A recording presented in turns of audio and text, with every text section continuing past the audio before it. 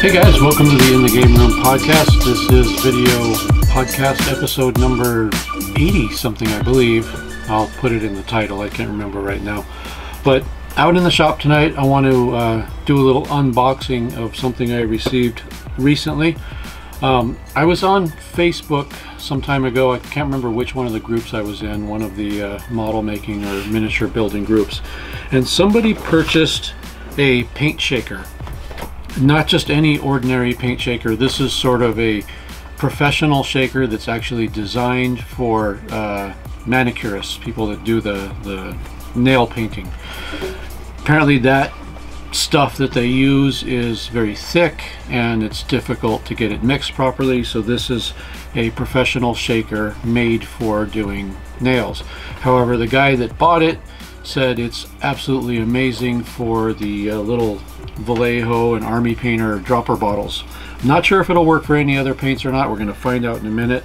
But I've been using the Robart paint shaker for many years, and I do like it. It's pretty good. The only problem I see with the Robart shaker is when you have a bottle, it sits in this little tray and there's a single shaft in the middle, and basically it just agitates it this way. It's just rotating a few degrees each way, back and forth, very fast. But that's all it does. I would hope something would agitate it that way and shake it this way at the same time, which sort of would mimic the way you shake by hand, because you're doing a couple of different axes at once. But the Robart shaker doesn't do that. This one here, I believe, does. I think the paint goes up and down and side to side at the same time. Some kind of weird situation like that. So anyways, I bought this on Amazon. I bought it a couple of weeks ago, and I've been so busy I haven't even opened it yet. I literally pulled it out of the box that it was in and just set it aside and set the packing slip on here. Nothing important there. So we're going to open this together right now for the very first time. I've been wanting to see what's in here, but like I said, I didn't have any time, so it's just been waiting for me. So there it is. It is open now.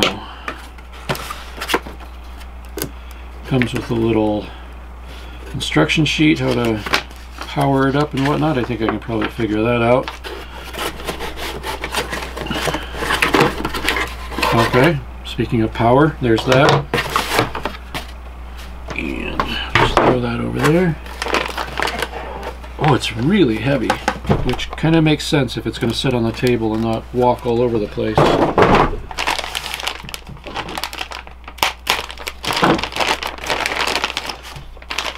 Yeah, this is a cast metal frame. This is really heavy, and I kind of like that. So, okay, basically the way this works, hope you guys can see this. I got two cameras going here so you can see it. So this has a spring and it goes up this way. You drop your bottle in that way and that just holds it down. So definitely it's going to work okay for Vallejo and Army Painter bottles. I don't think it's going to work for any traditional paint bottles like Model Master or something like that. So I think this is pretty much just going to be for the people with dropper bottles. But that's in there. Okay, let's see. Yeah, that looks pretty straightforward. There's a hole in the back for the power.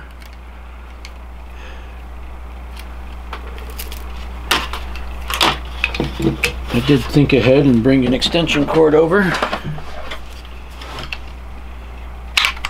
So there we are, powered in. And I guess this is the power button, we'll see.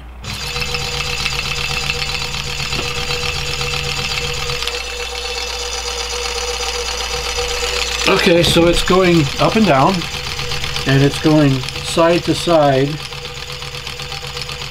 It's not as fast as I thought it would be.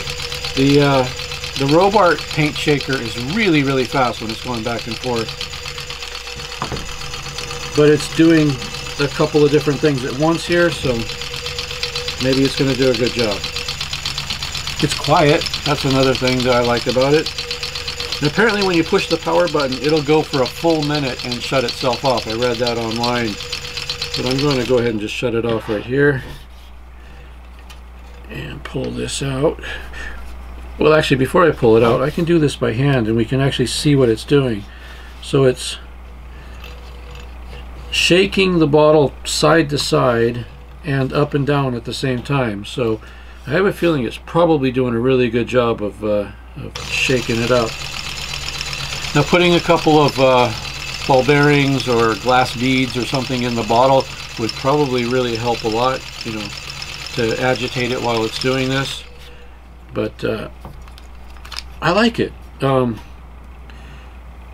guess I could open this up and squirt some out, but I'm sure it's going to be mixed up pretty well.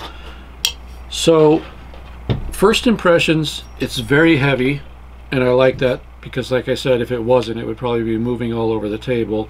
Seems to be very, very well made, very strong. The fact that it's very quiet when it's running, that usually indicates that it's, you know, got good quality components. There's nothing inside rattling around and making crazy noise. As long as it does what it says it does, I think it's pretty cool. It is very expensive for, I don't think too many hobbyists are probably going to go for this. I mean, this, working in my shop in the miniatures business, I'm painting all the time, so for me it's a business expense. I can write it off and I'll probably use the hell out of it. I'm not sure if a hobbyist that does occasional miniatures painting is really going to get value out of it, because it is $100. It was or 99, whatever. So it is very expensive, like I said, for a hobby item. The Robart paint shaker, which I don't think would do quite as good a job, is about half the price for the plug-in one, and I think they make a battery-powered one that's a little cheaper than that. So you might want to look at that as well.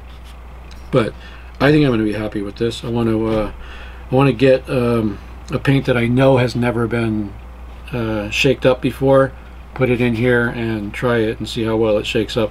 And I want to put one of my Army Painter paints in here. I have a couple of Army Painter paints. Forget what color it is. It's like it's a desert sand of some kind or something like that. And all of those paints settle to the bottom and get a thick muck at the bottom. And every time I try to shake them up as best I can, I go squirt it out, and it looks like a wash instead of a paint, because still the pigment's down on the bottom. So I'm really looking forward to trying those paints in here and seeing how they go. So there you go. There is the who makes this thing? I don't even know. It's the Pro Shaker, made by somebody. Maybe Pro Shaker's the brand, I don't know. But if you just went onto Amazon and searched for Pro Shaker, I'm sure you will find this. And like I said, I think it's $100 or $99 there. So impressive, looks cool. I'm glad I got it. I'm looking forward to giving it a try and seeing how well it works. I think that's about it for tonight. Current projects, I've painted up most of the miniatures that I have to paint up. I got a Bolt Action Battle for Berlin box set, and I gave my employee the Russian figures for him to do, and I took the German figures out so that I can add them to my collection. So I've got another dozen SS guys I got to finish, and I got another dozen regular German guys. And then after that's done, I'm considering doing some British, and in anticipation of that, I think I'm gonna put this together tonight. The British CMP truck. It's a kit from Rubicon. Rubicon makes awesome 28mm or 156 scale plastic models, so this should be real nice to put together. It's a really weird looking vehicle, just really bizarre, but I think it'll be cool once it's put together. So I'm gonna probably do that tonight.